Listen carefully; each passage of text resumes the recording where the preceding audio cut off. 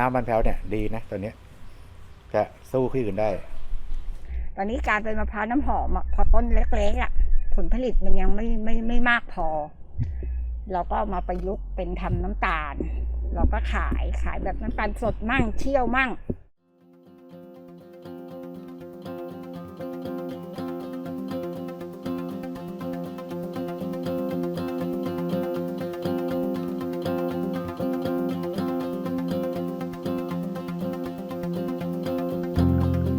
เนื่องด้วยความอุดมสมบูรณ์ของพื้นที่จังหวัดสมุทรสาครโดยเฉพาะบริเวณที่เป็นดินตะกอนปากอ่าวเนื้อดินและน้ำที่มีลักษณะเฉพาะในระบบ3น้ำได้แก่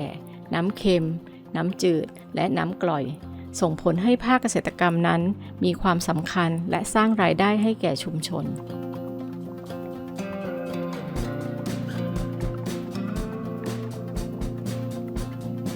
มะพร้าวน้ำหอมบ้านแพ้วเป็นพืชเศรษฐกิจหลักของจังหวัดสมุทรสาครมีพื้นที่เพาะปลูกรวมกันกว่า 8,000 ไร่สร้างรายได้ให้กับจังหวัดสมุทรสาครที่สำคัญมะพร้าวน้ำหอมบ้านแพ้วได้รับการขึ้นทะเบียนเป็นสิ่งบ่งชี้ทางภูมิศาสตร์ไทยหรือ GI เนื่องด้วยลักษณะต้นเตี้ยผลกลมรีเหมือนหัวลิงและมีก้นจีบเป็นภู3ภูชัดเจนเปลือกสีเขียวเนื้อมะพร้าวเหนียวนุ่มน้ำมะพร้าวมีรสหวานหอมสามารถนำมาดื่มได้สดจากต้นหรือแปรรูปเป็นผลิตภัณฑ์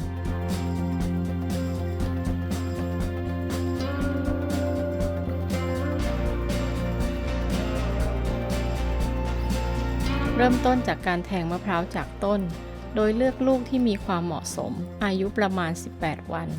ให้หล่นลงน้ำที่ล้อมรอบช่วยชะลอความบอบช้ำและลดความเสียหายที่อาจเกิดจากการเก็บเกี่ยวจากนั้นจึงลำเลียงผลมะพร้าวออกจากร่องสวนบางสวนผูกเป็นแพแล้วลากให้ล่องตามน้ำไปหรือบางสวนอาจใช้เรือลำเลียงเพื่อความสะดวกรวดเร็ว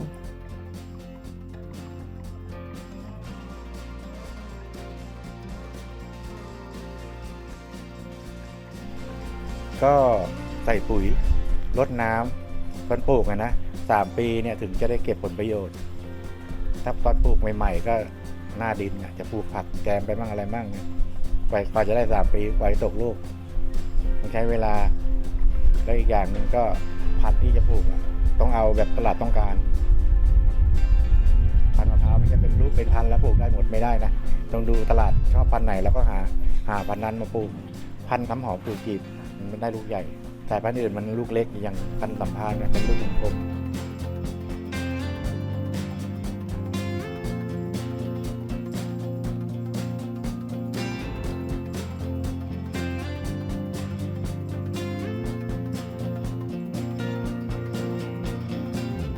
ปัจจุบันชาวสวนมะพร้าวบ้านแพ้วมีการปรับตัวในเรื่องของผลผลิตและการตลาดโดยเน้นการต่อยอดในรูปแบบต่างๆทั้งผลผลิตมะพร้าวที่กินสดแบบทั้งลูกและการแปรรูปเป็นน้ำตาลมะพร้าวเช่นกรณีสวนคุณจำลองขายทั้งผลแต่มีขั้นตอนการเข้าสู่ตลาดหลายรูปแบบได้แก่ 1. การคว้านมะพร้าวสดและบรรจุภัณฑ์ตามยี่ห้อสินค้า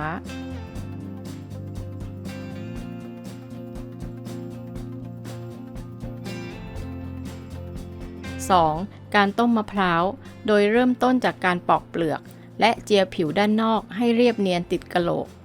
จากนั้นนำไปต้มเป็นสินค้าขายให้กับบริษัทเพื่อส่งไปยังต่างประเทศ 3. การส่งผลมะพร้าวเข้าโรงงานเพื่อแปรรูปอื่นๆเช่นกะทิกล่องน้ำมะพร้าวสดบรรจุกล่องส่วนสวนบุญส่งนั้นมีแนวคิดว่าจะขายทั้งผลและแปรรูปโดยในช่วงเวลาที่ต้นมะพร้าวยังมีความสุกไม่มากนักก็จะเน้นการทำน้ำตาลมะพร้าวขายมากกว่าจะขายผลขั้นแรกเราก็ต้องเอามาฟั่นก่อนเอามาฟั่นปอกสดเนี่ยขายถ้าไหนมันไม่ดีไม่สวยก็เอาไปปอกมาทำต้มพอปอกต้มเสร็จมันก็มีคัดลูกไหนเจอกะลาดำเนื้อหนาหน่อยนึงแล้วก็ส่งไปทำโรงงานขนมบ้าบินถ้าไซส์ไหนไปลูกไหนดีๆก็ไปนอกได้ก็ส่งไปเข้าตู้กับเพื่อนแล้วยังไหนตกไซส์จริงๆเราก็เอาไปขายที่ร้านอันนี้ผมก็ส่งโรงงานอร่อยดี DJ Food ครับเขามีโรงงานอยู่ที่ราชบุรี ถ้ามันเยอะนะของเหลือแล้วก็มีออเดอร์แล้วก็ส่งเก็กโก้ที่ดอนคังเวลาหน้านี้เราก็ทางเราเนี่ยเอามะพร้าวเข้าโรงงานไปผ่าน้ำเขาก็เอาเนื้อไปทำอะไรทำกะทิหรือทำอะไรอ่ะ ตอนนี้การเป็นมะพร้าวน้ำหอมพอต้นเล็กๆผลผลิตมันยังไม่มากพอ เราก็มาประยุกต์เป็นทำน้ำตาล เราก็ขายแบบน้ำตาลสดมั่งเชี่ยวมั่งสุดแท้แต่ที่เราจะทำได้อีตรงนี้มันก็เป็นแบบประเภทที่ว่าต้นมันเตี้ยคนขึ้นก็ยังพอหาง่ายเนี่ยพอเริ่มสูงปีหน้าก็ไม่มีใครเอาแล้วเราก็ต้องเลิกเราก็ต้องเป็นมะพร้าวไว้ลูก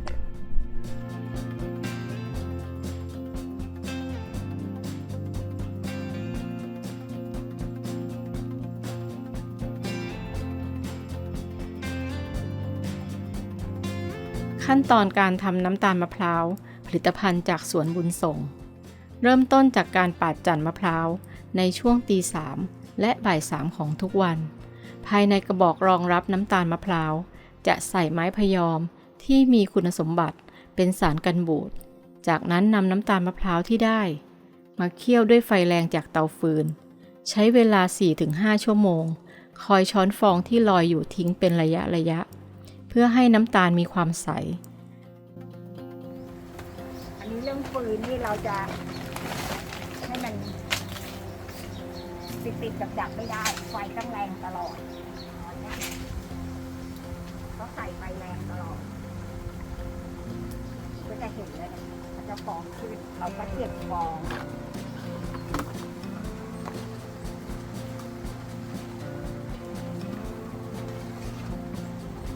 ระหว่างที่น้ำตาลกำลังเดือดจะใช้โควัสดุที่ทำจากไม้ไผ่สานขึ้นเป็นรูปทรงกระบอกครอบลงบนกระทะคอยกันไม่ให้น้ำตาลล้นออกมา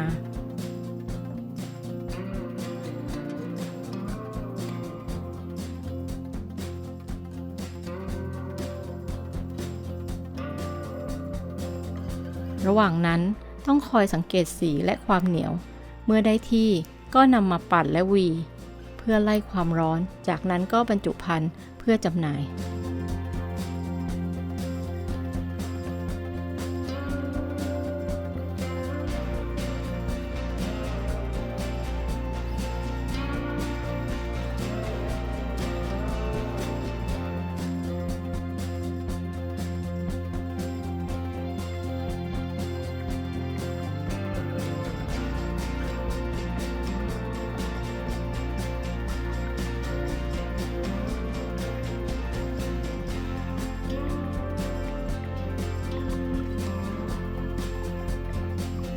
แต่ตอนนี้อยู่ที่ว่าเนี่ยปีหน้าคนขึ้นเริ่มไม่ไหวเราก็ต้องเลิกเพราะค่าเสี่ยงตกมาพิการนะหลายคนแล้วระดับเนี้ยตกมาพิการบอกเลยพิการแทบทุกคนเริ่มแรกเดิมทีหนอนหัวดำมันไม่มีหรอกแต่มีมาตอนปี57ปี57เราก็ไม่รู้ว่ามันคือโรคหนอนหัวดำเราก็แปลกใจว่ามะพร้าวเราเป็นอะไรใบมันโดนกินจนแดงไปหมดเลยเราก็ไปประสานงานกับทางเกษตรจังหวัดสมุทรสาครเนี่ยว่ามะพร้าวเราเป็นอะไรตอนนี้ทางกลุ่มอารักขาพืชเขาก็ได้ลงมาดูเขาก็จะมาบอกเราว่าอันนี้มันเป็นโรคหนอนหัวดำที่ตอนนี้ระบาดอยู่ที่ประจวบคีรีขันธ์เราก็เริ่มจะศึกษาว่าแล้วเราจะต้องทำยังไงกับมันคือสมัยก่อนบอกเลยว่าเราไม่รู้ว่าต้องทำแตนเบียนเราก็ได้ทำการศึกษาเรียนรู้ว่าเราจะต้องทำตั้งแต่เริ่มเลยคือเลี้ยงผีเสื้อข้าวสารเพื่อจะเอาไข่ผีเสื้อข้าวสารมาเป็นหนอนแล้วก็เราถึงเลี้ยงหนอนค่อยมาเอาทำเป็นแตนก็ตามสเต็ปตามขั้นตอนจนประสบความสำเร็จในปี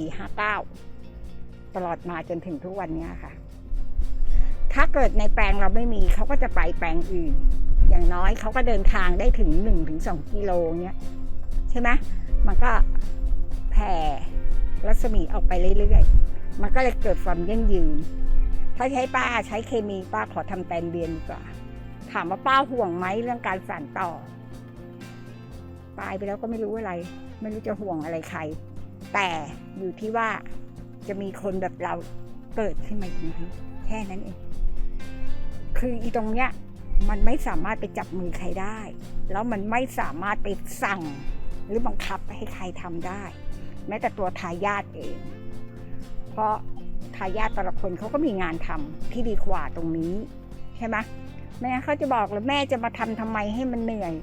แค่น้ำตาลสดแม่ก็กินไม่หมดแล้วแต่ทำไมถึงต้องทำเพื่อ1เราเพื่อสุขภาพตัวเอง2ยังมีผู้บริโภคที่เขาต้องการอาหารปลอดภัยอีกหลายคนคือป้าจะพูดกี่ครั้งก็คือคำว่าคนเราพอเพียงได้แค่ไหนอย่างรุ่นลูกถ้าคนไหนจะโดดลงมาทำแทนป้าเขาก็จะทำแบบป้าเขาจะไม่ไปทำให้มันได้มูลค่าเพิ่มมากกว่านี้หรืออะไรกว่านี้เขาก็จะทำในสเต็ปของแท้เนี้ยคือจริงๆเขาเรื่องดินฟ้าอากาศมันก็เป็นเรื่องใหญ่นะอย่างน้อยเนี่ยอย่างทางป้าเนี่ยถึงจะประสบปัญหาเรื่องน้ำเค็มป้าก็ยังมีพืชทดแทนคือมะพร้าวแต่การที่ว่าต่อไปเด็กรุ่นใหม่จะมีลงมาทำเกษตรกี่คนเพราะว่ามองดูแล้วที่เห็นในชีวิตป้าเนี่ยพอพ่อแม่ให้มันก็ขายกัน